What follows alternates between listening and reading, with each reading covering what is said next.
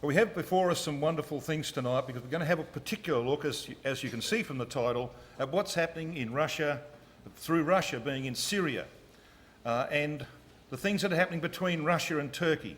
And this crowd called ISIS that have brought so much of a challenge to many nations in the last 12 or 18 months. We're going to have a look at that, but we're going to do it in the context of that reading that we've just had in Daniel 7, which we'll come to later on, where we had the description of the residue. There is a crisis in the residue, as we're going to see.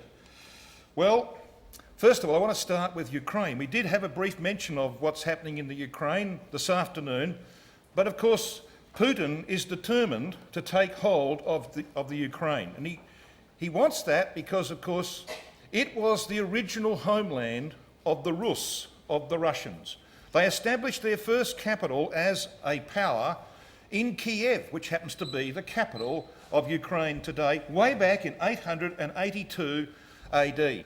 And of course, there's a lot of things been happening there over the years. In fact, going right back to 1992, there have been 1,500 troops in what they call the Transnistria, a region of Moldova, where there is an independence movement that is fighting against the Ukrainian government.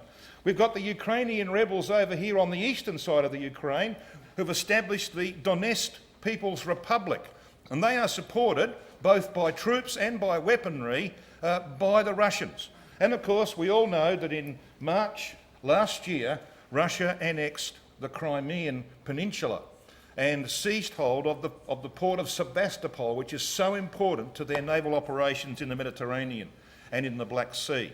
So there's a lot of things been happening there, and they're going to continue to happen because Putin's not going to rest until he's got control of the original homeland of the Russian Empire. He is rebuilding the Russian Empire, and that's why he's going to ultimately seize it.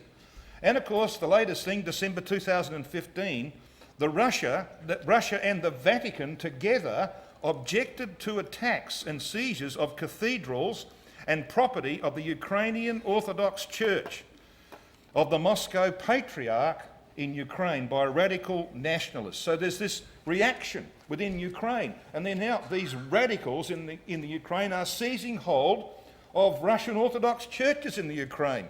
That's only going to aggravate the situation, isn't it? So you can see how step by step it's moving towards the inevitable end. You know, how relevant is this 1979 Time magazine cover?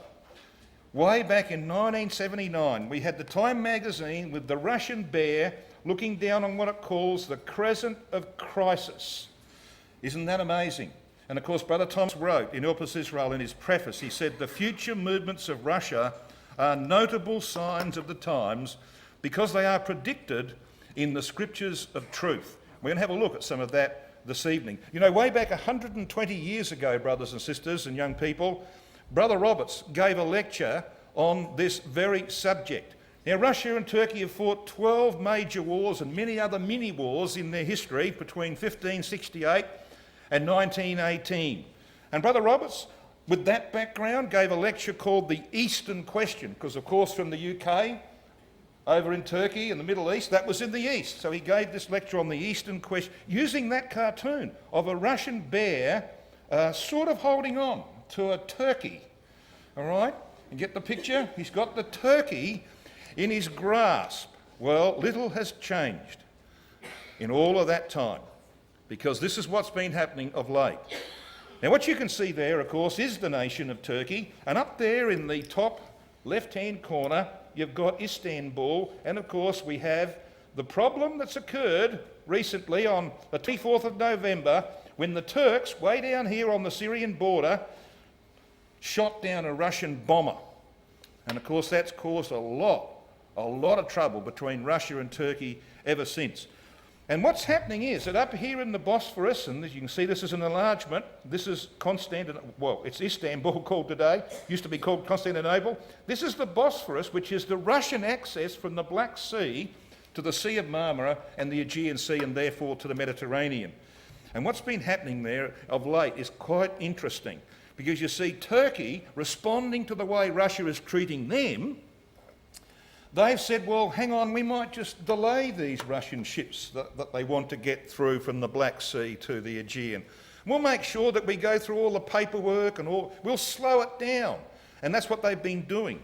The latest incident was that when one of these Russian destroyers got out into the Aegean, and there was a Turkish vessel, some kind of fishing vessel apparently in its way, it fired a shot across its bows. So they're starting now to use weapons in this little contest that's going on. Now this article in the Sputnik International, it's an interesting name for a rag, isn't it? Sputnik International. On the 1st of December 2015 said dozens of Russian ships have reportedly been waiting for hours near the Bosphorus Strait to get the go-ahead from Turkey to be able to pass through the waterway. In a clear violation of international norms, Turkish authorities have created hurdles for Russian vessels passing through the Bosphorus Strait. As a result, dozens of Russian ships have been waiting for hours to obtain the green light from Turkey for their passage. So how do you think the Russians would respond to that? Well, it's tit for tat, isn't it? And that's exactly what's happening. So this is what was reported in the Globe and Mail of the 30th of November 2015. Trucks carrying Turkish exports blocked at Russian border. And so the Russians are saying, well, if you're going to stop our ships from going through the Bosphorus, we're going to stop your trucks from carrying your exports into the countries to the north. And so around 1,250 trucks have been stuck there. You know, you wouldn't want to be a truck driver, would you, on the Turkish border with Russia. So they're stuck there waiting for the Russians to give them approval. And of course, that kind of thing's going on. You know, Forbes magazine named Vladimir Putin for the 3rd year in a row the world's most powerful person. And this is what they said in the article, 5th of November 2015, it was reported, Putin continues to prove he's one of the few men in the world powerful enough to do what he wants and, more importantly, get away with it. And hasn't that been the case, brothers and sisters, young people and friends, in the last few years? He seems to be able to do what he wants and he gets away with it. Nobody else can get away with it. So what does he want? Well, have a look at this. In the top news of the 24th of September 2015, Vladimir Putin had a meeting with the President of Turkey, Erdogan. And this is what he said. He was threatening the Turkish president. This is before the bombers shot down, all right? This is well before that. We read this. He said, if necessary, we can stage a swift military coup d'etat against you. I will defeat you and your American master in Syria. I think they got the message. And when they shot the bomber down, Putin said, Turkey is going to pay twice for this. They're paying right now, but he said they're going to pay twice for this. Have a guess. You've got one guess what the second payment might be. I think we know from Scripture what the second payment might be. Their day is coming. You know, cartoonists are having a field day, aren't they, with what's going on between Russia and Turkey. And they're making all sorts of pictures up. Looks like I'm having turkey for Christmas, says Putin. Fine, I'll roast my own turkey. Or, better grab a ham because there might not be any turkey left by Christmas. So I think you get the idea. And this is why the world, of course, is focusing on what's happening there. They want to know what's going on, and they want to know why Russia's in Syria. Well, tonight we're going to have a look at that scripturally. We're going to see exactly why Russia is in Syria and where that is heading. You know, they're not content, Russia, with sort of sparring with Turkey. They're making what would be considered, under normal circumstances, ludicrous demands. And here on the 26th of November 2015, the Turks received a demand from Moscow that they return the Hagia Sophia to the Orthodox Church. Now think about that. They're demanding that this building that's sort of right in the middle of Istanbul, which is a landmark, it's been there for centuries. It was, of course, at one time the great church of the Greek Orthodox Church. And when the Turks came in and they fled, in fact the religion fled to Russia and we established the Russian Orthodox Church, they turned it into a Muslim mosque for a time. Now it's a Muslim museum. Russia is saying, we want it back. That's ours. And one day they are going to get it back, aren't they? We know that well. So then, have you ever seen this? This is Putin's new war room. Ever seen pictures of this? Have a look at that. It's brand spanking new. Look at all these people here. There's nobody chewing gum, nobody smoking, all right? They're all focused. You know why they're focused? See this man up here? You might not better see him, but you see there's a black suited man up here? That just happens to be Vladimir Putin. And he's sitting in this war room looking down all of these technicians who are using their machinery. And what are they doing? Do you see over on the left-hand side here, this what looks like part of a screen? Well, let's take another picture of this. Let's come around a bit. This is some kind of technological gadget that allows them to see exactly what's going on in Syria and Turkey. They can see every single movement. They've got satellites looking down. They can see everything that's happening in Syria and in Turkey. They must have spent squillions to build that. It's brand spanking new. Now, you don't go to that kind of trouble, do you, unless you have some plans in mind. Yeah, and he's got plans in mind, undoubtedly. So let's just turn now to why this is happening. Why does Putin have this new war room? Well, because he's been threatened and because he does have plans for the future. So who is this ISIS crowd that we hear so much of? Well, ISIS is an acronym that stands for the Islamic State of Iraq and Syria. They're also known as ISIL, the Islamic State of Iraq and the Levant. So what's the Levant? Well, the Levant is an area including Syria, Jordan, Lebanon, Iraq, Cyprus, Palestine, and a southern part of Turkey and Israel. That's a pretty big area. So ISIS wants to establish their caliphate over that territory. They want this Islamic kingdom or caliphate to be established. And in the process, they've made it quite plain that Russia is in their way, that many other peoples are in their way. They emerged in 2011 in Iraq as an outgrowth of Al-Qaeda, which now regards ISIS as too extreme. Can you believe that? Al-Qaeda believes that ISIS is far too extreme for them. I mean, Al-Qaeda was they're the guys that blew up the Twin Towers with aircraft. But no, ISIS is obviously too extreme. They've recruited rebel fighters from Syria and Western fighters from all over, including Australia. They come from France, they come from Germany, they come from the UK, and they've gone to fight for this crowd. And the acts of ISIS, of course, are well known. They've captured large areas of Syria and Iraq in 2014 and early 2015. And when they entered those areas, they indiscriminately beheaded and butchered all non-Muslims and anybody else that they perceived to be an enemy. They took the women, particularly of the Christian people of that area, they took their women and turned them into slaves. I don't need to spell out what kind of slaves. All right? What awful things have been happening under this mob ISIS. They are credited with more than 1,000 civilian deaths outside of Iraq and Syria, so forget about what's happening there, just outside in other countries, 1,000 deaths. In January 2015, there were 20 dead in Paris attacks on Charlie Hebdo and the Jewish kosher shop. In October 2015, a Russian plane was downed over the Sinai by a bomb evidently planted by an ISIS cell in the Sinai region.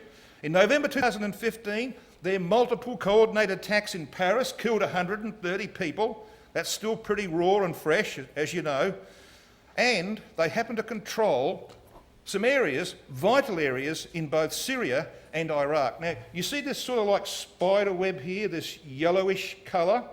This is the areas under ISIS control. You know why it's only sort of like spider web here? They're the roads. They're the access roads between the major cities. And so ISIS has got, a reasonably large area here, but they don't worry about that. Providing they control the roads that lead between the cities, they got control, haven't they? And that's what they've done. And they're there like this sticky, gooey stuff that's stuck on Syria and Iraq. And more than that, brethren and sisters, they have made some threats. They've reached out across this world in just 2 years. There are cells in North America. They're all over Europe, Middle East and Northern Africa. We've got them in Australia. We've got ISIS-related people in Australia. So they've reached out. They are a danger to every nation upon earth. And you see, when you sit back and say, well, hang on, let's just pause here a minute. Let's just step back a few months or 12 months and see what the world situation was before this threat of ISIS really got going and before the Paris attacks. What was the attitude of the European nations, for example, towards Russia? Well, there were many hurdles with Russia, weren't there? For years, Russia and NATO have been at loggerheads over European security, and Russia's been flying their planes over parts of the NATO areas and, sort of just nudging the NATO powers. There's been trouble with that. The European Union has strong sanctions against Russia over the Ukrainian crisis, and the world has not forgotten or forgiven the simple grab of the Crimean Peninsula in February 2014, and Russia's unilateral entry into Syria to support Bashar al-Assad, of course, in September of this year, has really made the world sit up and take notice.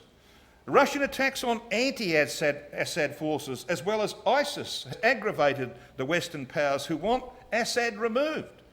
But it's all changed, hasn't it? Yeah, they've had these huge hurdles with Russia, but suddenly, after the Paris attacks, it's changed. And now they're talking in terms of a new alliance between Russia and those who are the enemies of ISIS. So here we have now Russia and France. And in fact, France wants the US to join this alliance against ISIS to destroy it. And Putin and the President of France, Hollande, have agreed to close military cooperation against ISIS.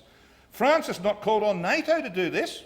They haven't gone to NATO, the North Atlantic Treaty Organisation. They've gone straight to Russia for help. This is the nation they've got sanctions against because of their activity in Ukraine. And a French carrier has been joined by a Russian carrier in the Mediterranean to deploy against ISIS. The Western powers are being squeezed into a compromise on Assad. They want him out. The Russians say, no, he's staying. If the people want him to stay, he's staying. And so they're at loggerheads about the future of Bashar al-Assad. But ISIS has made a serious mistake. It's a suicidal mistake. In September 2014, they threatened Putin personally over his support for Assad in Syria. ISIS said that their caliphate, their state, would free the southern Muslim Russian states, the Stan states, from Kremlin control, that they would liberate the Chechens from under Russian control, that they would ultimately, through their agents in the area of Russia, they would capture Moscow. Well, can you imagine Vladimir Putin sitting back, sipping a cup of tea, saying, well, it doesn't matter? No, they signed their death warrant when they personally threatened Vladimir Putin. And we're going to see that it won't be long and that death warrant will be fulfilled. November 2015, Putin vowed to hunt down ISIS wherever they were. I mean, he's a very coarse man. He talks about, if they're in the toilet, I'll get them there. That's the sort of, he's a very, very coarse man. He says, I'll hunt them down wherever they are to revenge the downing of the Russian tourist flight over the Sinai. And this headline appeared in the Daily Express in the UK on the 17th of November 2015. End of ISIS? Putin sending 150,000 soldiers to Syria to wipe out evil Islamic State. Yeah, it's pretty obvious what his intentions are. Now, that's all very interesting. It's all very worrying to people who don't know where this is heading, but for Bible students, it's not a problem, is it? We get excited about this because we can see Bible prophecy being fulfilled. So why is Russia in Syria? Well, the Time magazine had a take on it in October 2015. The heading of this, the cover of the Time magazine was, Russia just wants to be friends. Yeah. You can see the grin on the Russian bear's face, can't you? Yeah, they just want to be friends. Well, the Bible has a different message, as you're going to see in a moment. But you see, things are shifting. Iraq is in the process of shifting sides. We read this article from Reuters, the 7th of October. Iraq leans toward Russia in war on Islamic State. Iraq may request Russian airstrikes. Look at the words in yellow there, and wants Moscow to have a bigger role than the United States in the war against the militant group, head of the Parliament's Defence and Security Committee said. So there's a shift there. The Iraqi Prime Minister has said he would welcome Russian airstrikes on Islamic State militants in Iraq and powerful Iranian-backed Shiite militias, hope for a partnership with Russia to counter US influence. So things are on the shift in Iraq. So when you look at the situation that is going on in the Middle East, and in fact in that entire region, brothers and sisters and young people, it's all based upon the hatreds that exist between two parts of the Muslim community. Now you see the blue colours here, the very dark blue and the lighter blues. This is the Sunni Muslims. Well, guess what ISIS is? They're Sunni Muslims. And you see the greenish areas, pretty dark here, Iraq and Iran. Well, this is the Shia areas. Now the Sunnis and the Shias hate each other with a passion. And so this is the source of the problems that are occurring there. The confusion that is caused by this fact is immense. And this is why nations they're juggling with something that can't be managed. But one day things are going to happen because of the way that God has set this up. ISIS is Sunni and seeks to establish a caliphate, and the centre of that caliphate just happens to be here. And of course that means they've got to deal with the Shias in the process. Now we read from Daniel chapter 7 this evening. Daniel chapter 7 and verse 7 is the verse I want to focus on for a short while. Now we've had enough paper clippings, etc.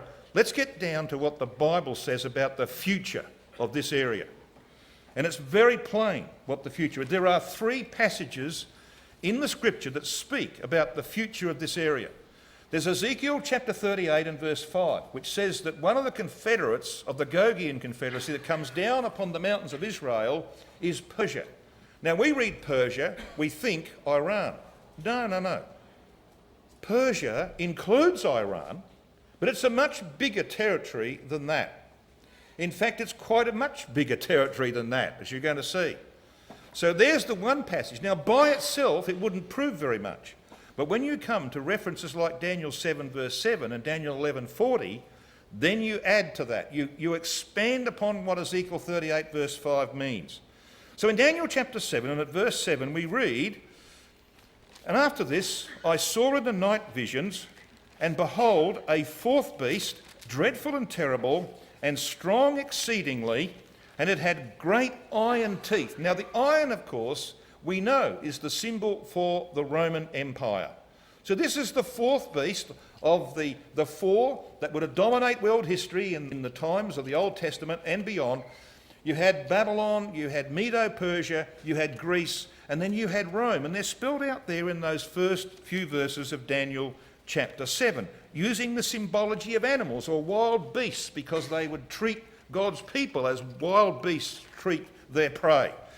It goes on to say this about this 4th beast. It's got these great iron teeth, and it devoured and brake in pieces. Well, that was certainly true of the history of the Roman Empire. But you see the words in the green there? "And stamped the residue with the feet of it." They, in fact, have not been fulfilled in the history of the Roman Empire. That's yet to happen. And I'm going to show you that by a series of maps. It's yet to happen. It was diverse, it says, this empire, from all the beasts, all the empires that were before it, and it had 10 horns. So then, let's have a look at these empires that preceded the Roman Empire. There was the Assyro-Babylonian Empire. It reached its height, of course, in the times of Nebuchadnezzar, but it was actually established by Nimrod a long time before. But it was relatively small. I mean, it included, this is not too bad in terms of the Middle East, is it? Quite a reasonable size kingdom was the Babylonian. But it was followed, in fact, it was swallowed up by the next empire, which was the Medo-Persians. Now, the one thing, if you read down through Daniel 7, the one thing that becomes very evident is that each successive empire consumes the one that was before it. It gobbles up the one that was before it. So the Medo-Persians had a much bigger territory than the Babylonians. The Babylonians were here. The Medo-Persians were right over in Macedonia, right over here to the Indus River, and of course into Egypt. That was a massive territory. But they were then swallowed up by Alexander's empire. Along came the Grecians. And you can see it's a very similar area. This area that goes from Macedonia right over to the Indus River and includes Egypt. But then along came the Roman Empire in 67 BC and beyond. And have a look at its territory. Well, most of it's over here in Europe, in the West, in North Africa. Here there's a little bit. They had Israel, of course. They had this area we call Turkey today. They did, in fact, get up to the head of the Persian Gulf. But Trajan had a lot of trouble with the Parthians over here, who actually occupy what we would call Iran today. He couldn't get in there. The Parthians made life too difficult, and he had to pull back. In fact, in 118 AD, Hadrian pulled back from Trajan's conquests in the east of the Euphrates. He abandoned them and he built a series of forts running in a north-south direction through modern Jordan and Syria. And you can go there today and stand in them. They're still there. Every Roman mile, you've got this fort. That was the eastern border of the Roman Empire. So when you look at those maps, if you can just remember the configurations, what do you think the residue might be? If each of these successive empires gobbles up the previous one, what do you think might be the residue of what the Roman Empire did not gobble up of the Persian and Grecian Empire? Well, it was all of that area to the east of Syria. Yeah. It's what's called the residue. It's that area. It was never captured by the Romans. But you see, we are being told in Daniel 7 verse 7 that that has to happen. Now, how's it going to happen? Well, it can't happen in history. It didn't happen in history. It has to happen when this fourth beast is revived. And that beast has to be revived. Because when you read Daniel 7 verse 11, it says this: "And I beheld then, because of the voice of the great words which the horn spake, I beheld even till the beast," this is the fourth beast, by the way, "till the beast was slain, and his body destroyed, and given to the burning flame."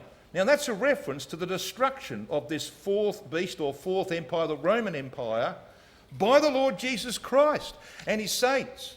Now you can't destroy something that's not there. So it has to be revived, as we were speaking about that this afternoon, remember? We're actually watching the restoration, the reformation of that fourth beast. And what is happening in Europe is going to see these 10 kingdoms to the south of the Rhine and the Danube form the old Roman Empire, on the old Roman Empire, reform that empire. And so the task of that empire, obviously associated with Russia, with Gog, is to take the residue with the feet of it. Now, you see ISIS sort of springing out? They're a problem, aren't they? They're right there in that residue, yes. And of course, in September 2015, Russia moved its troops and its aircraft into Syria. Iran is helping its fellow Shiite government in Iraq against the Sunni ISIS. ISIS threatened Russia directly in September 2014 and said, we're going to release the Chechens up here from Russian control. Yep, you can see where this is all leading, can't you? It's leading to the fact that the day is coming, brothers and sisters, when the Russian troops in Syria, having won the day there, will move east. They will move east to conquer this territory, and that's going to change the entire landscape of the Middle East. ISIS hates the name Daesh. You heard that name used of ISIS? They hate the name Daesh because it's an adapted acronym of their Arabic name. Now, I can't speak Arabic. If Pete Boone was up here, he'd better spell out that, whatever that is there, all right? He can speak a bit of Arabic. But it's similar to another Arabic word, das, all right, which means to trample down or crush. And we read in Daniel 7 verse 7 that this revived fourth beast is going to stamp the residue with the feet of it. Yeah, and we can see this coming. It is coming. I want you to come to the third of these references, to Daniel chapter 11 and verse 40. So this is the reason why Russia is in Syria. Putin has plans. Now, look, even Vladimir Putin might not have as expansive a plan as we're reading of here in the prophecy of Daniel, but events will change that. He'll end up having an expansive plan. Do you remember that in 1979 the Russians went into Afghanistan? Do you recall that they spent 10 years there, lost 50,000 men, 15,000 tanks? Remember that? Because the Americans fed the Mujahideen with all sorts of weapons, which were later on used to build Al-Qaeda. Remember that? And they left in 1989 in humiliation. Russians do not like being humiliated, especially Vladimir Putin. So they would have rewritten the military handbook on Afghanistan. Because the reason that they couldn't take Afghanistan and conquer it was that they did not take the mountain ranges on the east and on the west. The mountain range between Afghanistan and Pakistan. Now you know that the Taliban are hiding out in that mountain range in Pakistan. They can't be touched. There's a mountain range between Afghanistan and Iran. So if you're going to rewrite the manual, and you failed the last time, because you didn't take those mountain ranges and cut off supply routes, what do you reckon they're going to do next time? Take both sides. And it's exactly what they're going to do. They're going to take both sides. They're going to take Iran and portion of Pakistan. And you can demonstrate this. You can demonstrate this from the Word of God, as we'll endeavour to do now. So what about this Daniel 11 verse 40? Well, it says this. And at the time of the end shall the king of the south push at him. Now just stop there. Who's this him referred to here? Well, I'm going to make the statement. A little bit later on we'll have a slide that will amplify it. You know, context is everything in biblical interpretation. You must not go against the context. And so the context of verse 36 to 39 of Daniel 11 is about a king. And that king just happens to be the power established in Constantinople. And this is the him of verse 40. It's that king described in verses 36 to 39.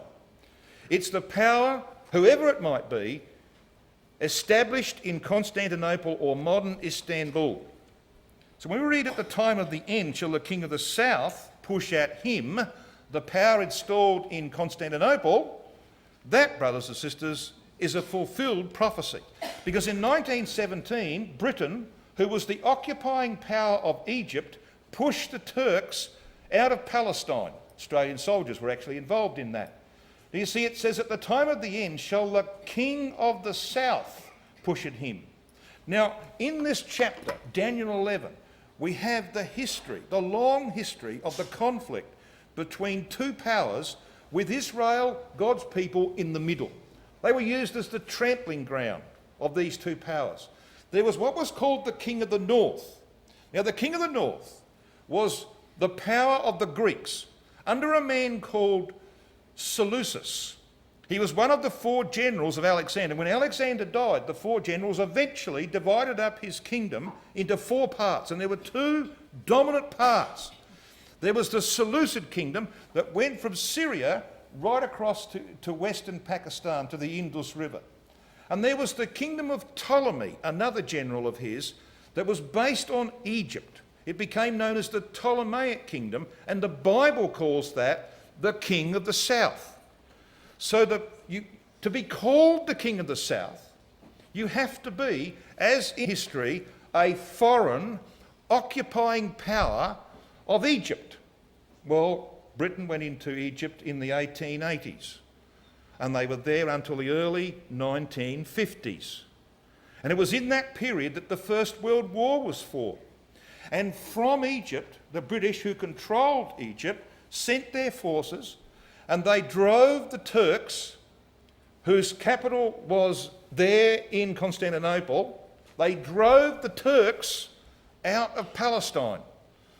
That's what it means here when it says, in the time of the end shall the king of the south push at him, the power occupying Constantinople. So that's fulfilled. The king of the south's no longer there. Not needed, in fact. But there is a king of the north coming. He's not here yet, but it's coming. Because to be called the king of the north, you have to be a foreign occupying power of the territory from Syria to Pakistan. You have to control the old Seleucid kingdom. And of course, Russia is now on the western fringes of that territory. That's what makes this so interesting. So Russia is the occupying power of Syria, Iraq, Iran, Afghanistan and Pakistan will invade the Middle East via Turkey. So when we have a look at this situation, you're going to see exactly what's happening now is leading up to very dramatic events. So who is this him?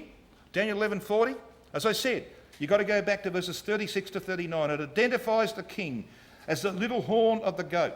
The Roman Empire ruled from Constantinople in support of the papacy and the Catholic Church. And Brother Thomas said this in Help Israel. He says, it matters not whether they be pagan Romans, Catholic Greeks, Muslim Turks, or Greek Catholic Russians. The power that rules in Constantinople and plants its standard in Assyria is the little horn of the Assyro-Macedonian horn of the goat. And we're watching this come to pass. So here we've got the situation. When Gog becomes the king of the north. You see this green area here? That is the old Seleucid kingdom. So to be called the king of the north, you need to have control of that territory. Russia has now got troops in Syria. And you can see where this is heading, can't you? I think most of the world can probably they got a hunch that this is not going to stop here. That it's not going to Russia's going to defeat ISIS and get out of Syria. Israel doesn't believe that. They've got a hunch. Well, we don't have to have a hunch. We know what's going to happen. Russia is going to take control of this area. They are going to stamp the residue of defeat. And that is going to become under Russian political control, that area that you can see. And when they've got that, they are the king of the north. And then we read in Daniel 11:40 that the king of the north comes against him, the power occupying Constantinople. But they don't stop there either, do they?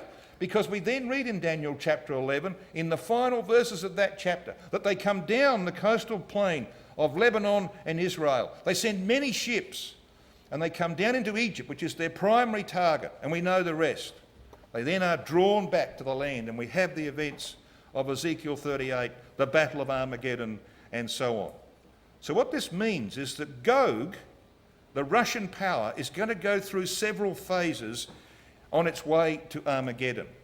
It has to become the king of the north, and it can only do that when the Seleucid territory is controlled.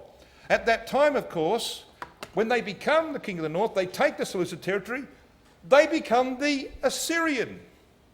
The Assyrian, because that's the territory of the ancient Assyrian Empire as well, or at least portion of it. They then become the little horn of the goat when they acquire Constantinople and they re-establish the eastern leg of the image. And then when they come into Egypt, they're called the cruel Lord of Isaiah 19 and verse 4. So there are the phases through which Gog passes on their way to Armageddon. Now we mentioned this afternoon, brethren and sisters and young people and friends, that when this is all happening, amazing things will be happening between Russia and Israel. Russia is the latter-day Assyrian of the prophecies of Isaiah and Micah. And this is all based on history. It's all happened before. Based on the invasion of Judah in the days of Hezekiah, which is used in the Word of God as a type of Armageddon. And the destruction of the Russian forces outside the walls of Jerusalem was prefigured by the destruction of the 185,000 Assyrians who perished outside the walls of Jerusalem in the days of Hezekiah. And so, the father of Hezekiah, faithless Ahaz, is the type of modern Israel who made the first pact with the Assyrians, 2 Kings 16, 7-9. And his rationale? Help against his internal enemies to the north and against Syria. Guess what Israel's problems today are? Enemies directly to the north, the Hezbollah, and Syria and a bit further beyond in Iran. Exactly the same problems. And that's where they're going to go for help. So what about these Syrians? You know, we didn't know much about Syria, did we? Until the newspapers are full of it. What about these Syrians? Well, the Syrians were subdued in circa 720 BC by the Assyrians under Tiglath-Pileser. Why? Why did that happen? Well, at that time, Damascus was taken and destroyed. It lay in ruins for 40 years. And the inhabitants were carried away into Assyria, as the record of 2 Kings 16, 7-9 tells us. In that, prophecy was fulfilled. The prophecy of Isaiah 17 and verse 1 was fulfilled, that Damascus would be a ruinous heap. Now, of course, Bible prophecy very often has a primary application and a secondary application. And there is going to be a secondary application. Ever seen pictures of Damascus lately? It's already half in ruins, isn't it? It's not going to take too much more for Damascus to be in ruins. And when the Russians make their move, that's exactly what's going to happen. So the kingdom of Syria remained a province of Assyria till the capture of Nineveh by the Medes in 625 BC, when it fell under the conquerors. So here are your prophecies, or at least prophecies in history. 2 Kings 16 and verse 9 says, "And the king of Assyria hearkened unto Ahaz, king of Judah, for the king of Assyria went up against Damascus and took it, and carried the people of it captive to Kir, and slew Rezin their king." And the prophecy of Isaiah 17 verse 1 prophesied that Damascus should be taken away from being a city, and should be a ruinous heap. And Amos 1 verse 4 said that Yahweh would send a fire into the house of Hazael, who was at a previous time king of Syria, which should devour the palaces of Ben-Hadad. Jeremiah 49 verses 24 to 25 presaged, "Damascus is waxed feeble. How is the city of praise not left, the city of my joy?" In fact, that's not a great translation. The interlinear scriptural analyzer says, "How is it that the boasted city," now they boast about the city, "is not forsaken by its defenders," it means. The town of elation. This refers to the fact that the inhabitants of the city failed to flee when they had warning signs that the Assyrians were on the way. And in fact, if you go to verse 26 of Jeremiah 49, it foretells the fall of the young defenders who had confidence. They were boasting in this city, but it was wiped out and lay in ruins for 40 years. And by the time of the Medo-Persian supremacy, Damascus had not only been rebuilt, but was the most famous city in Syria according to the historian Strabo. Now, I know that was all a bit of a flurry, but you're thinking about what's going to happen to Syria? Damascus is doomed, no question about it.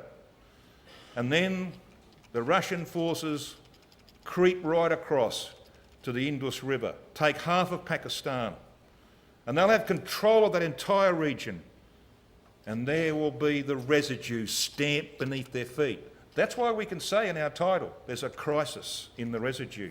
It's coming, brothers and sisters.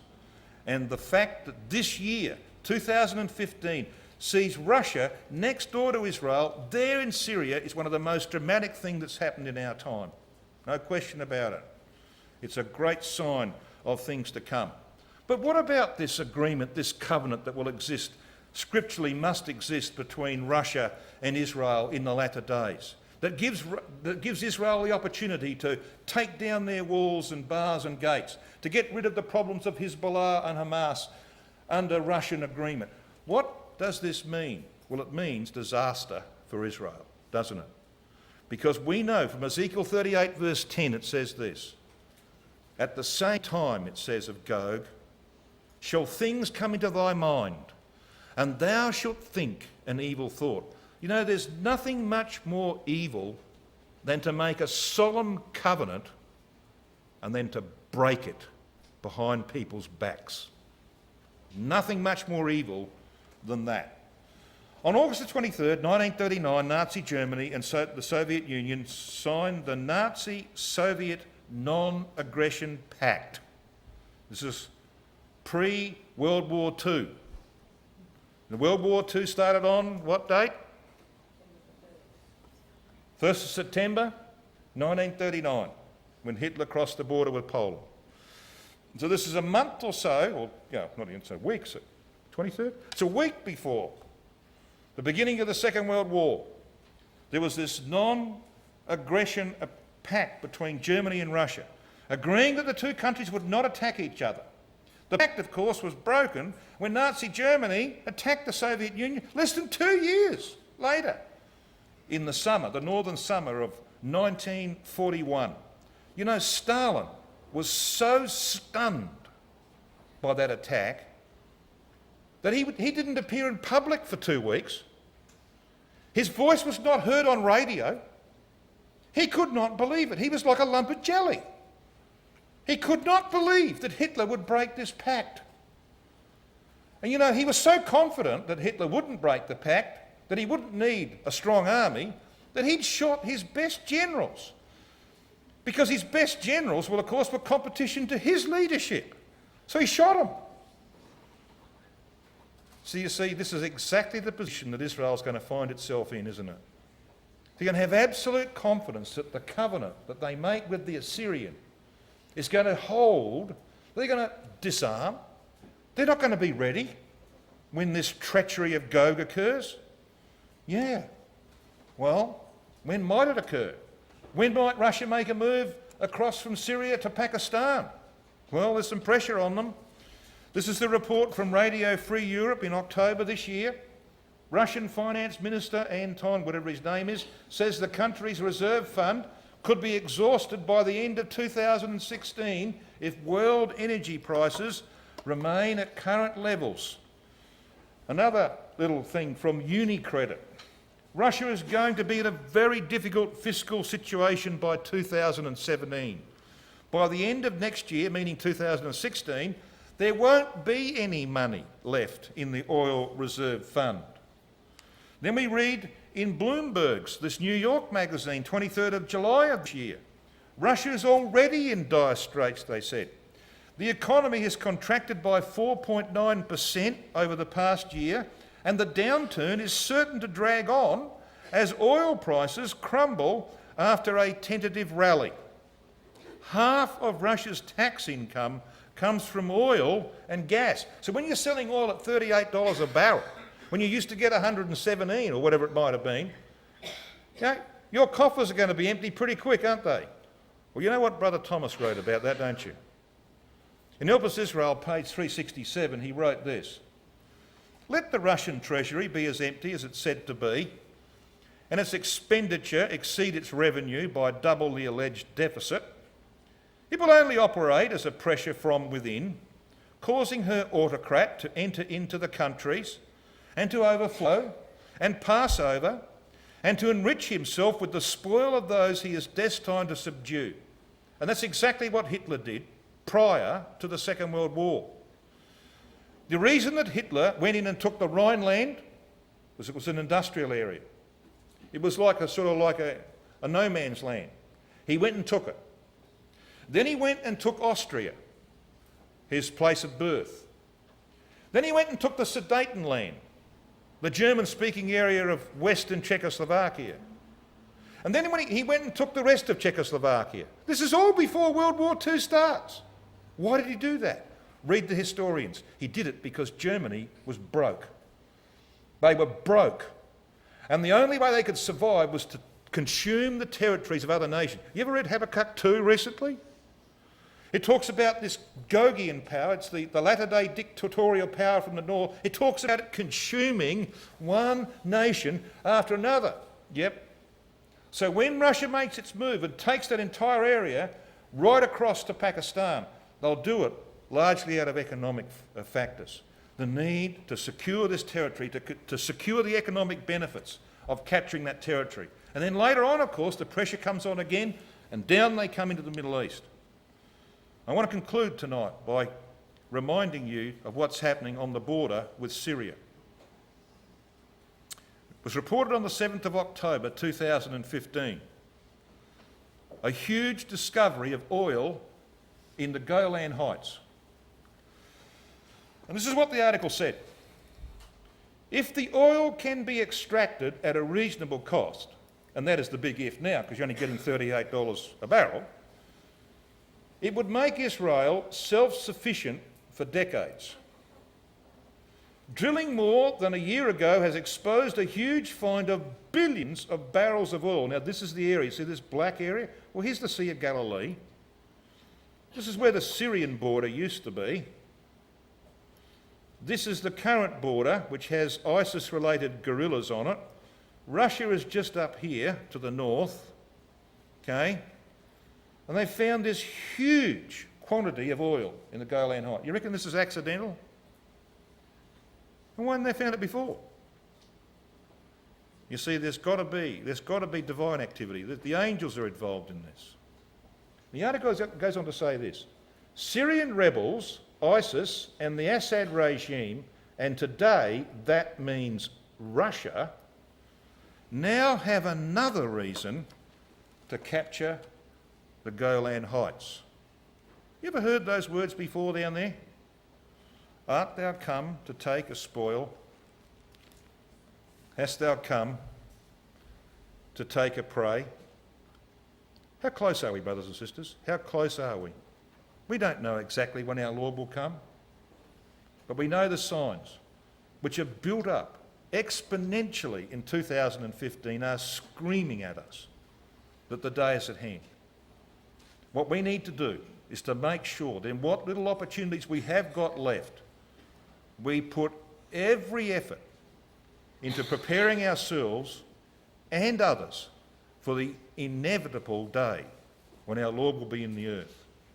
We have been given more signs than we deserve, in fact. Our God has been very gracious to us. Let's make sure we don't waste what he has done for us. This day is coming.